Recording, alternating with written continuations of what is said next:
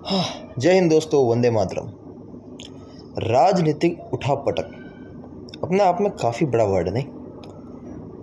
हर देश को इसके थ्रू गुजरना पड़ता है, इससे होकर गुजरना पड़ता है। चाहे फिर वो अमेरिका जैसा डेवलप्ड कंट्री हो, इंडिया जैसा डेवलपिंग कंट्री हो, साउथ कोरिया जैसा मोस्ट डेवलप्ड कंट्री हो, या फिर नॉर्थ कोरिया पाकिस्तान जैसे लुच्चे मुच्चे दोस्त देश हो। आपको शायद याद होगा, मोदी जी के सेकेंड टर्म में मोदी जी बिल लेकर आए थे, 3 बिल लेकर आए थे कृषि कानून, जो कृषि कानून के नाम से फेमस है। काफ़ी विरोध हुआ था उनका, लाल किले पर तिरंगा हटा दिया गया था उससे, उस बिल के विरोध के चक्कर में। खालिस्तानी सब, कुछ लोग कहते हैं खालिस्तानी का सपोर्टर था, कुछ लोग कहते हैं पंजाबी सिख उन्होंने विरोध किया था, कुछ लोग कहते हैं किसानों ने विरोध किया था। जो भी एक्सवाइजेड जो भी था उसमें, उस मुद्दे में नहीं जाएंगे। उसके विरोध में अमेरिका, कनाडा, पूरा वेस्ट, पूरा यूरोप, जापान भी आ गया था शायद, सब लोग विरोध कर रहे हैं। कृषि बिल वापस लो, कृषि बिल वापस लो, कृषि बिल वापस लो। क्या है ये, तुम लोग समझते नहीं हो इंडिया वाले, ये ऐसे वैसे फलाना ढिमड़ा। अब एक बहुत बढ़िया चीज़ हुई है, कॉन्टेक्स्ट में समझा देता हूँ। 2-4 चीज़ें जो ऐसे लूप में हुई है, सीरीज़ में हुई है, काफ़ी सारी चीज़ें हुई हैं। साउथ कोरिया में उसने क्या बोलते हैं उसको, इमरजेंसी लागू करने की कोशिश की। वहाँ के प्राइम मिनिस्टर ने आर्मी को अंडर कंट्रोल ले लिया। फिर आर्मी की क्या बोलते हैं सद्बुद्धि जागी, आर्मी ने जनता से माफ़ी मांग ली, नहीं नहीं हमको नहीं करना चाहिए। तो कर्मा इस बीच जो आप करोगे, what goes around comes around. जो आप जैसा करना चाहोगे वैसा होकर रहेगा। अब वो हो गया। लेटेस्ट न्यूज़ ये है कि अमेरिका में डोनाल्ड ट्रंप और एलन मस्क की हो गई है लड़ाई। दो भाई महीने भर पहले शायद, जब आई थिंक डोनाल्ड ट्रंप जब जीत के आया था जनवरी में, 20 जनवरी को उसने सब शपथ वगैरह ली थी, तो उस दिन या उसके 2-4 दिन बाद एलन मस्क ने एक ट्वीट किया था कि मैं डोनाल्ड ट्रंप से उतना प्यार करता हूँ जितना एक स्ट्रेट आदमी दूसरे आदमी से कर सकता है, यानी कि भाईचारा ऑन द टॉप, वो वाली बात की थी उसने। आज वो दोनों फरवरी, मार्च, अप्रैल, मई, जून, 5 महीने भी पूरे नहीं हुए, कुत्तों की तरह लड़ रहे, कुत्तों की तरह। द बिग ब्यूटीफुल बिल आया है अमेरिका में। उसके कुछ प्रावधान है, जैसे टैक्स कट कर लेंगे, जो वेटर्स पर टिप मिलती है वो टिप पर टैक्स नहीं लेंगे, बहुत सारी चीज़ें। इसमें एक और टिप है कि आप लोग अगर राजनीति को या फिर वर्ल्ड अफेयर्स को या फिर क्या बोलते हैं उसको, इंटरनेशनल रिलेशंस को बहुत लंबे समय से फॉलो कर रहे हो, तो आप या फिर आपके जो क्या बोलते हैं उसको पार्टीज़ होती है, उन पार्टीज़ की आइडियोलॉजी को अगर आपको पता है, ढंग से पता है, तो आप समझ सकते हो। जैसे कि अपनी जो कांग्रेस है, जो वामपंथी है, बीजेपी जो दक्षिणपंथी पार्टी है, उनकी कुछ विचारधारा होते हैं, राइट विंग, लेफ्ट विंग। वैसे ही अमेरिका में बेसिकली 2 पॉलिटिकल पार्टीज़ है, डेमोक्रेट्स और रिपब्लिकन। डेमोक्रेट्स जो है ये क्या बोलना, ट्रम्प रिपब्लिकन का है। डेमोक्रेट जो है वो क्या बोलते हैं, थोड़ा लिबरल टाइप के, राइट विंग नहीं है वो, सेंट्रिस्ट कहते हैं, वो सेंट्रिस्ट है नहीं वो। अकॉर्डिंग टू उनके ये है कि क्या बोलते हैं उसको,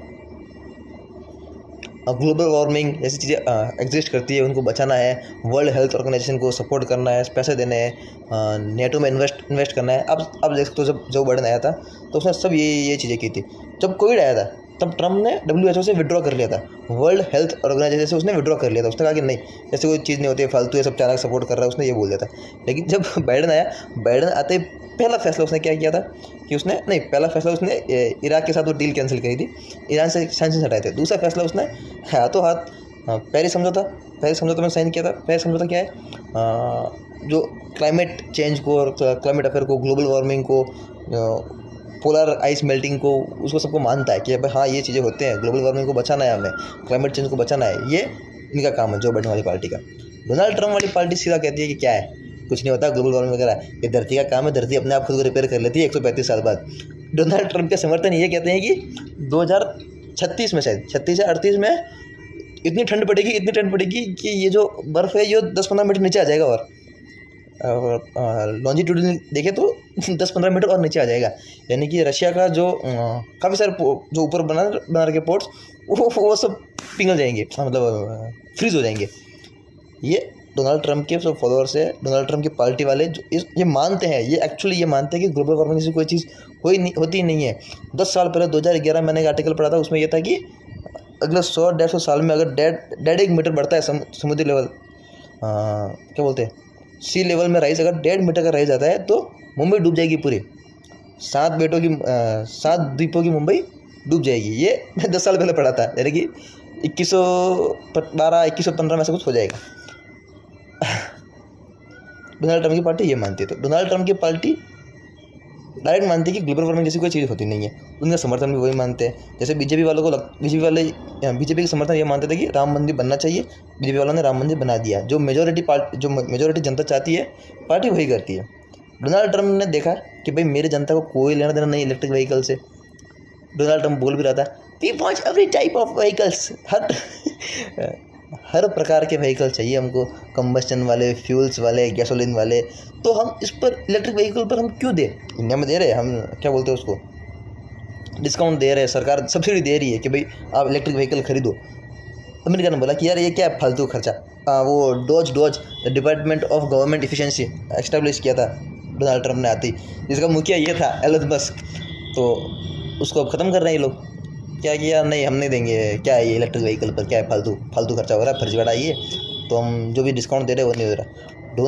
एलन मस्क ने कहा भाई क्या कर रहा है, मेरी कंपनी टेस्ला इलेक्ट्रिक व्हीकल बनाती है, इलेक्ट्रिक व्हीकल, उसका क्या होगा?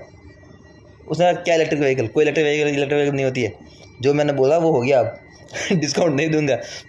दो लोग, अमेरिका का मोस्ट पावरफुल आदमी और अमेरिका का मोस्ट रिचेस्ट आदमी, इन दोनों के बीच में कॉन्फ्लिक्ट हो रही है। कॉन्फ्लिक्ट क्यों हो रही है? Conflict of interest. ये बोल रहा है कि मुझे मेरा पैसा बढ़ाना है ये बोल रहा है मुझे मेरी कुर्सी बचानी है। एक को पैसा बचाना है, एक को कुर्सी बचानी है। जीतेगा कौन? ऑब्वियसली यार कुर्सी वाला जीतेगा। आज अगर मोदी से अंबानी बोल दे कि जात रहे ऐसी तैसी, तो अंबानी की तो हो जाएगी, अंबानी अडानी दोनों की। बिजनेसमैन देते हैं पैसा, बिजनेसमैन बहुत इंपॉर्टेंट होते हैं। लेकिन ट्रंप यहाँ पर जो कर रहा है अपने कुर्सी बचाने के लिए, मिड टर्म इलेक्शन होने वाले अभी यूएसए में, तो उसको बचाने के लिए ट्रंप कुछ भी कर सकता है, किसी भी हद तक जा सकता है ट्रंप। ये जो एरे गेर नत्थु गेर बयान दे रहा है। अब यहाँ पर इंडिया को ये चीज़ समझनी चाहिए कि जब ट्रंप प्रेसिडेंट बना यूएसए में ट्रंप के प्रेसिडेंट बनते ही इंडिया में महिंद्रा, टाटा, इनमें अलग से यदि क्या बोलते हैं उसको, घबराहट बन गई। घबराहट कि यार ये बनेगा। जो टेस्ला पर इंडिया 200% एक्स्ट्रा टैरिफ लगाती है, यानी कि 100% एक्स्ट्रा टैरिफ लगाती है कि यानी अगर 20 लाख की गाड़ी है टेस्ला की, तो वो इंडिया में 40 लाख में बिकेगी। इंडिया में कोई नहीं खरीदे 40 लाख की गाड़ी, कोई 100 के आदमी होगा वो खरीदेगा। और टेस्ला की एक भी गाड़ी, टेस्ला खुद बेचता ही 50 लाख की, यानी कि 1 करोड़ की गाड़ी बेचेगा। 1 करोड़ में इलेक्ट्रिक व्हीकल कौन खरीदेगा इंडिया में? तो रईस लोग हैं वो खरीदेंगे। तो ये एक फ़ायदा था इतने दिन तो महिंद्रा और टाटा के लिए। जैसे ही ट्रंप आया तो ये विड्रॉ करना पड़ा 100% टैरिफ का वाला। तो जैसे ही 100% विड्रॉ किया तो महिंद्रा और टाटा को थोड़ा सा ये हुआ कि अब देखो महिंद्रा की गाड़ी, टाटा की बड़ी गाड़ियाँ आ रही है, ऑफर लेके आ रही है। नेक्सॉन वगैरह भी बन रही है। टाटा की अभी मैंने देखी नई गाड़ी लॉन्च भी की थी, हाल ही में लॉन्च किया उन्होंने। तो ये होता रहता है। अब अगर सबसे ज़्यादा खुश कोई होगा पूरे संसार में इन दोनों की लड़ाई से तो टाटा और महिंद्रा वाले होंगे। आनंद महिंद्रा जी होंगे अब तो खुश थे। आनंद महिंद्रा जी बोल रहे हैं मज़ा करा दिया तुमने, कुत्तों की तरह लड़ रहा है, कुत्तों की तरह। वो बोल रहा है भाई एलन मस्क बोल रहा है भाई तूने क्या क्या कांड किए, खोलूँ क्या तेरे? जैसे वो कांड खोलने की बात करिए भाई साहब, चुप हो गए। ट्रंप पहुँची हुई चीज़ है। तो यही था कि अब हाँ, ट्रंप ने एलन मस्क और बोल रहा है कि मैं तो पार्टी बनाऊंगा। ट्विटर पर पूछ रहा है कि मैं पार्टी बना दूं क्या? और एक नहीं भाई, तो पहली बात तो ये मान ले, शायद तेरे को पता नहीं है, अमेरिका के कॉन्स्टिट्यूशन के अकॉर्डिंग तू वहाँ का राष्ट्रपति नहीं बन सकता। अमेरिका का कॉन्स्टिट्यूशन ये कहता है कि the only person who is born in America have the right to become the president of America. जो तुम मागा की टोपी पहन के नाच रहा था ना, मागा की, ये जो डोनाल्ड ट्रंप प्रेसिडेंट बना, ये मागा की टोपी पहन कर नाच रहा है। मागा यानी कि MAGA, make America great again. बना ले अब ग्रेट बना ले अब तो ग्रेट। क्या ग्रेट बनाएगा? तो यही होना है।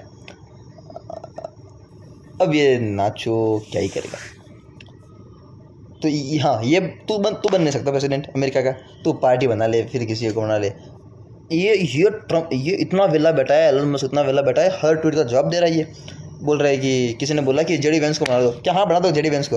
मतलब भाई क्या अभी भी जेडी वेंस का टाइस अच्छे हैं जेडी पे भाई। ये भी उसी पार्टी का है जिस पार्टी ने रामास्वामी को नहीं बख्शा, वो तेरे को क्या बख्शेंगे? रामा स्वामी ने इतनी मेहनत की, उसको लास्ट में बेचारे को वाइस प्रेसिडेंट छोड़ो, उसको एक आध छोटा मोटा पद भी नहीं दिया। तुलसी गाबड़ को बना दिया। वो तुलसी गाबड़ तो ग्रेट है, तुलसी गाबड़ की, बट फिर भी इंडिया में स्टैम्पेड हो रहा है, आरसीबी वाले पता नहीं क्या ही कर रहे हैं। तो ये थोड़ा मुझे इंटरेस्टिंग लगा, काफ़ी ज़्यादा इंटरेस्टिंग लगा कि मस्त झगड़ रहे दोनों भाई, जो 4 महीने पहले बोल रहे थे कि सबसे ज़्यादा प्यार हम दोनों एक दूसरे से करते हैं अपनी बीवियों के अलावा, वो आज कुत्तों की तरह झड़ रहे हैं। पैसा बहुत कुत्ती चीज़ है, पैसा कुत्ती चीज़ है ही है। जिस तरह से मेरे दिमाग में अभी वही वीडियो चल रहा है, ये मागा की टोपी पहन के नाच रहा है। क्या होगा अरे तेरा यार, ये तो ये इंडिया की, ये अमेरिका की खासियत है। इंडिया में होता है ऐसा, राहुल गांधी और ये लड़ते अपने नीतीश कुमार जो, तो हर इलेक्शन में कभी राहुल गांधी को गाली देते हैं, कभी मोदी जी को गाली देते हैं। फिर मोदी जी को गाली देने के बाद अगर मोदी जी से ज़्यादा आ गई तो मोदी जी के साथ गठबंधन बना लेंगे कि मुख्यमंत्री तो मैं ही बनूंगा, मोदी जी। सर नीतीश कुमार, नीतीश सबके। अमेरिका में 2 पार्टी सिस्टम है, तो ऐसा हो नहीं सकता, वरना तो गधे को बाप बना ले। इनका तो है भी शायद वो गधा ही है, इनका तो शायद वो डेमोक्रेट्स का तो इनका हाथी है और इनका शायद गधा ही है। हाँ, इनका तो गधा ही है वो। प्रॉपर क्या बोलते हैं उसको, झंडे पे जैसे अपने बीजेपी कमल है, कांग्रेस का हाथ है, वैसे इनका गधा है, तो ये गधे ही हैं सारे। आरसीबी जीत गई है, बधाई हो आपको इस बात की। स्टैम्पेड हो गया। कभी कभी सोच के बुरा लगता है कि यार इंडिया में स्टैम्पेड कितने ज़्यादा होते हैं। हाथरस में स्टैम्पेड हो गया आरसीबी वाले। इंडिया में ना सिविक सेंस की कमी है। मैं यहाँ पर किसी भी पॉलिटिशियन को, किसी भी ऑर्गेनाइजेशन को, किसी भी क्या बोलते हैं टीम को, फ्रेंचाइजी को, किसी को कुछ नहीं बोलूँगा। इंडिया के लोगों में सिविक सेंस की कमी है। जापान में देखो यार, लोग प्रॉपर लाइन में चलते हैं।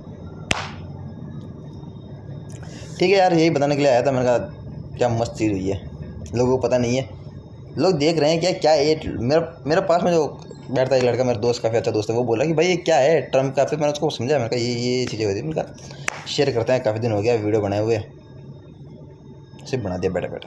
ठीक है, जय हिंद, जय भारत, ध्यान रखे और आरसीबी की जीत के फटाके फोड़े।